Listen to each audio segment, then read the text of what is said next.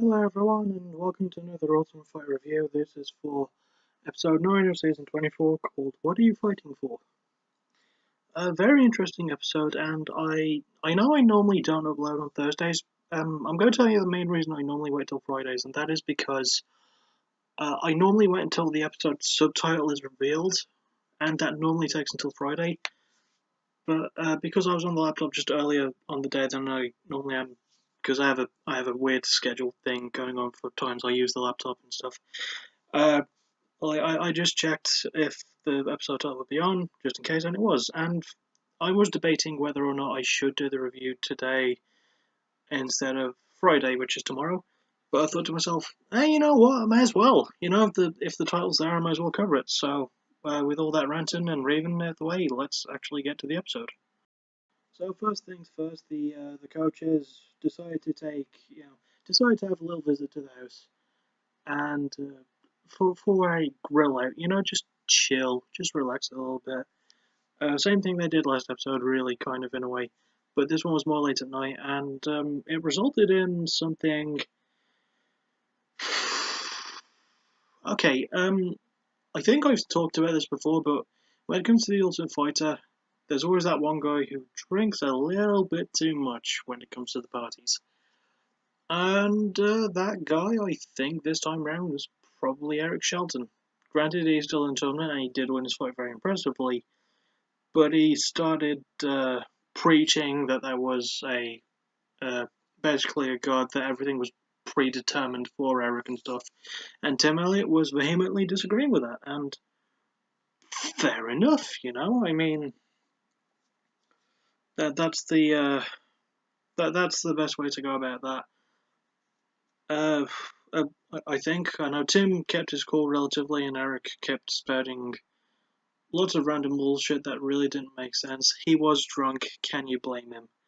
So yeah, it was kind of unnecessary for him to have been saying what he said. But then again, he was on the sauce, and I think that's one of the very rare occasions I've called alcohol the sauce. It doesn't taste like sauce. It tastes like beer or whiskey or whatever whatever you're drinking. I don't know.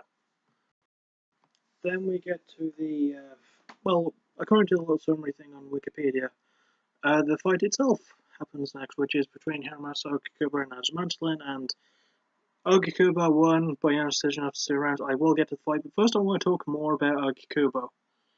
He's a really interesting fighter. He's probably one of my favorites to win now. Like if you had asked me this like a month ago or something, he probably wouldn't have been. But seeing what I've seen from him so far, he's very much impressed me. He's a very calm and level-headed fighter. There is obviously the language barrier with him being from Japan, so that is kind of an issue. But he he's a very nice, like polite and soft-spoken person. He's probably the nicest guy in the house, in my opinion. He talks to Terrence Mitchell, who's also a nice guy. Brandon Moreno, also a nice guy.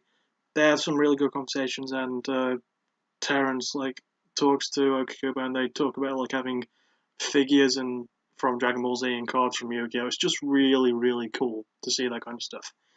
Uh, I don't know why, I just like it, and it's a kind of a similar thing when he's actually training. Ogikubo doesn't really speak much English, but he knows the fighting words, shall we say. He knows what to do and when to do it when it comes to training. He knows when to throw punches and kicks and blend them in with good combos.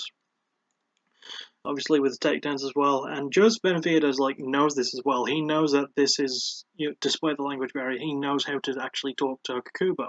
He doesn't have to speak Japanese, and it was kind of hilarious to see Ronaldo Candido try to teach Ogikubo English and kind of fail miserably. But that was just like a little funny footnote that I really enjoyed personally. It's very rare we see moments like that. So yeah, that was very nice.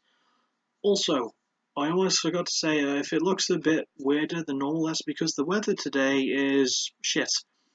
There is no other way to say it. It's gone dark pretty early, despite it being like 5 o'clock, 5 p.m. And it's raining like hell. So, yeah, that's the best reason. I mean, normally I have the curtains closed and the light on, but it actually looks a lot darker than it is. That's the weird thing. It is the weather. So, yeah, we'll get onto the fight now. So the fight itself between Ogikubo and Antolin. Ogikubo won by decision, as I said. Throughout the first round, Antolin didn't really stand a chance, and Ogikubo was surprisingly... Oops. Sorry, as I was drinking that, like, a little bit of it landed on the screen. The soda, the orangeade. Anyway, yeah. Ogikubo, like, surprisingly went for a lot more strokes than I was thinking. Quick little side note, I forgot to mention, when Adam Antolin, like, during his training, he actually talked to Zulu, who was the last guy to fight Ogikubo, and he lost to him. And Zulu was actually giving Antolin some pretty decent tips. Like, how Ogikubo stands, because he's a very typical Japanese fighter when it comes to standing. Like, he stands with his hands apart and all very close together, depending, and he has his chin out quite a lot. So Zulu was actually teaching very, very well with that. But anyway, yes. Fight itself, first round, Ogikubo landed really, really good strikes, and he got a takedown, and he just controlled it. He was in really good position to like ground and pound. Didn't get a finish. He came close near the end though, when he had a really good rear naked choke position. He couldn't really get the arms locked behind Adam's head. He did come very, very close though. He almost got the win in the first round.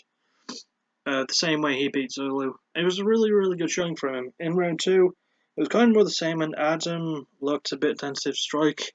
That might be because of another little side note that I forgot to mention. Adam kind of hurt his back during training, so, things weren't flowing his way, as he would put it. We don't really find out what happened to him, like, in terms of the back thing. I think it was just pain that didn't really require surgery, and he did get better from it, but it's like he said, he was hoping to recover by the fight day. And he did, I assume. We don't really find out. But yeah, we might in the next episode. Who knows? Anyway, second round he was a bit more tentative. And then he just switched it on and started striking a bit more.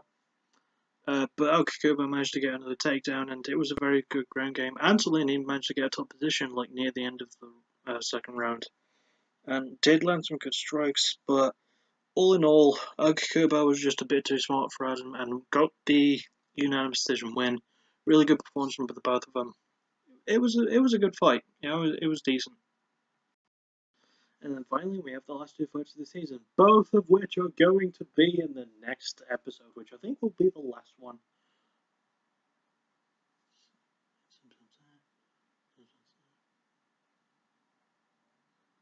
Maybe it will be. I don't know.